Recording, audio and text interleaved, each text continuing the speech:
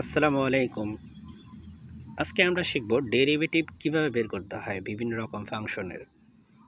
আমাদের প্রথম প্রবলেমটাই হচ্ছে এমন একটা ফাংশন যেটা হচ্ছে √3x + 1। √3x + 1 এর কোনো ফর্মুলা, ডিফারেন্সিয়েশনের ফর্মুলা নেই।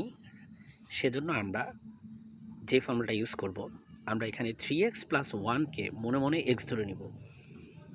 সো আমরা জানি যে আমাদের √x এর ডিফারেন্সিয়েশন করলে হয় 1/2 × √x। সো এখানে x বলতে আমাদের 3x, মানে আমরা 3x কে মনে মনে কল্পনা করব x। এবার আমরা দেখতে পাচ্ছি যে এই ফর্মুলাটা অ্যাপ্লাই করা হয়েছে এবং আমরা লিখেছি 1/2 × √3x + 1। এখন আমাদের চেইন রুল আমাদেরকে কি বলে?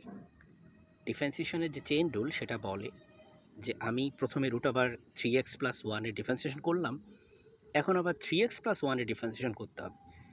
তার মানে √3x + 1 এর ডিফারেন্সিয়েশন করাটাই এনাফ না, এর ভিতরে থাকা 3x + 1 এরও ডিফারেন্সিয়েশন করব। ওকে, 3x + 1 এর ডিফারেন্সিয়েশন করলে 3 ডিফারেন্সিয়েশনের বাইরে চলে আসবে। x এর রেসপেক্টে x এর ডিফারেন্সিয়েশন হবে 1। আর আমাদের যে +1 আছে এই টার্মটা হচ্ছে যেহেতু কনস্ট্যান্ট, তাই এই টার্মটা হয়ে যাবে 0, কারণ আমরা জানি কনস্ট্যান্টের ডিফারেন্সিয়েশন হয় 0। সো আলটিমেটলি আমাদের অ্যান্সার হচ্ছে 3/2 √3x + 1।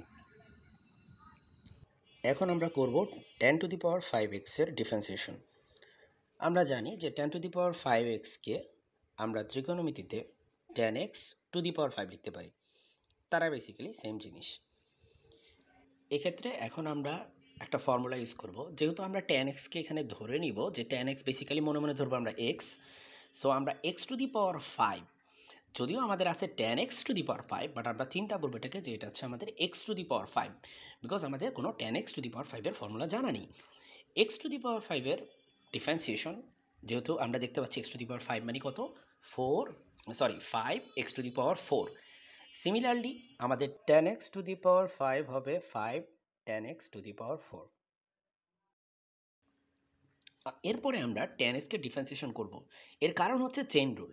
আমরা 10x⁵ কে ডিফারেন্সিয়েশন করার পরে 10x যেটা সেটাকেও ডিফারেন্সিয়েশন করতে হবে।